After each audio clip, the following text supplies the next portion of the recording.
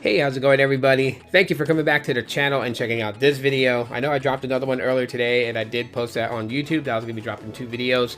And that other one was pretty long, so hopefully you guys enjoyed the little stuff I threw in there just to kind of liven it up a little. I mean, it is a 15-minute video, so I know it's pretty long. And I promise you this one won't be long either, but you've heard me talk about how I like Google Pixels. You've seen the countless videos I make about Pixel phones and how I kind of always find a way back to making videos about the Pixel phone. You read my social platforms and I geek out over it. Like, those who follow me and know me through this digital platform, you guys know I like Pixels. And I have probably made videos saying why I like Pixels, but I've never really told you guys how I felt, my experiences with the Google Pixels. And that's what I'm going to share with you guys in this short video for those who are curious about it. Because the Google Pixel phones are exactly what's being advertised. At least I can say that I'm living proof of that. When Google says things in their ad campaigns, in their event, that they're trying to make a phone that is helpful to you, I think that's one of the biggest things why I gravitated towards Google Pixel phones a lot more than what I did before. Like, before, I really liked the Nexus because of stock Android, and I really wanted a Nexus phone. And then when Nexus left and, you know, Google decided to make hardware and software and they came up with the Pixel 1, like, I really liked and wanted the Pixel 1 because, you know, the photography, the stock Android experience, which now is known as the Pixel experience, all those things, you know, is what I liked about them. However, when I got my first Pixel phone, which was the Pixel 3, a lot of the things that it was able to offload from my day-to-day was just amazing. It was, wow, I was blown away. You know, not selling anybody on anything, okay? So I'm not trying to blow smoke up anyone's keys here. This is just my experience. Your experience may be different from mine. That's totally fine.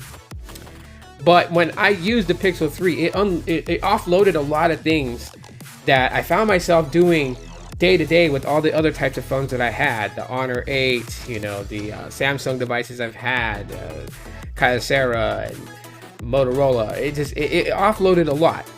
Now, I know some of these features are present across all different types of Android phones, but there were key specific Pixel experience features that was not going to be on those phones. And those things really helped out in my life. So I wanted to find out, like, is this just on the Pixel 3? And so I ended up getting previous generation Pixels, and the experience was the same. By and large, was the same. The only thing that changed was the design of the hardware, and maybe a few key things here and there based upon initial components of the hardware. But the overall experience was still the same. And I was baffled. And I was like, wow. I never realized how many calls that I was answering and getting dead silence on the phone, or you know, somebody trying to scam, or some robocall thing, and I was like hanging up on people. And, you know, it would totally take my focus away from spending time with my family when it was family time, when I was doing things with my kids. And nothing sucks more than when you're immersed doing something with your family and then a call interrupts, and it's not even an important call or a call that you're waiting for, and you're stuck having to deal with it. That sucks. That absolutely sucks. And so with the assistant being able to answer those calls and to screen to see who's calling me, what are they calling me about, and all those things, it's been helpful in my day-to-day life to maintain focus on the things that I'm doing and not so much having to reach for my phone.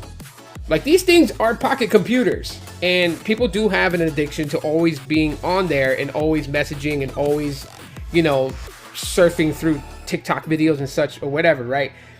They're addicting. But, you know, when you're away from it, you want to be away from it, you know. And you would think that the Pixels was like trying to get you to be on them all the time, when initially it's the opposite way.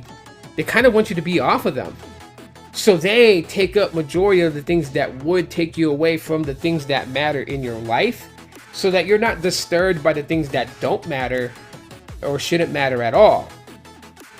That much I give Google credit for. But it's the other things that they're doing. Like, I don't look at the shadows of Google and what people throw out, conspiracy theories or non-conspiracy theories or proven facts or whatever, like that's on the negative side, everything has negativity to it. If you dig deep enough, you'll find dirt anywhere. So I'm not focused on that. But the things that Google is involved in, like with translation, you know, I shared this on the live stream talking with Technoid, and I said that I'm going to have to use this translation when I go to Thailand, when I have to settle affairs over there on, you know, a moment that's going to happen here soon that I dread, but I understand it's a part of life. And I don't speak Thai fluently, so to converse with some of my relatives who were born and raised there and have lived there all their lives and barely speak English, this is something that I know is going to help me bridge that communication gap, so that way, instead of struggling to understand each other, we can have a conversation that dynamically flows and allows me to, you know, get to know them more and to get things done.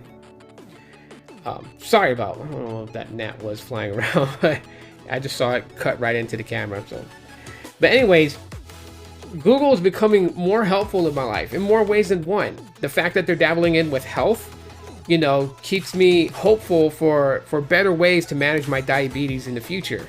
Things that will make it much more easier and not dreadful, because trust me, nothing sucks more than having to prick your finger every day to check your sugar levels. Your fingers tend to get very sensitive at the tips because you're always prodding it and opening holes just to get some blood to measure your sugar levels. There's going to be better ways in the future. Like Google's embedded in all these things, trying to make things better. The same as Apple is. I'm not discrediting Apple and all their advancements in health. You know, Google's doing the same too. These are all things that I look at and the possibilities in the future and how these things are focused into Google's microcomputer known as the Pixels. And that took my fanboy level from normal fanboy level and just completely made me geek out over the entire thing of Pixels. And that's why Pixels are in my hand. That's why I use them. That's why I like using them. That's why I prefer them. It's for those reasons. And they're my reasons. They don't have to be your reasons. I'm not selling you anything. I'm just answering that for those who may be curious. Why always the Pixels? Well, now you guys know why. Anyways, thanks for checking out this video. Smash that like button if you guys enjoyed it. Check me out tomorrow with another video. You guys stay cool. Peace. Love, peace, chicken grease. As always, Law.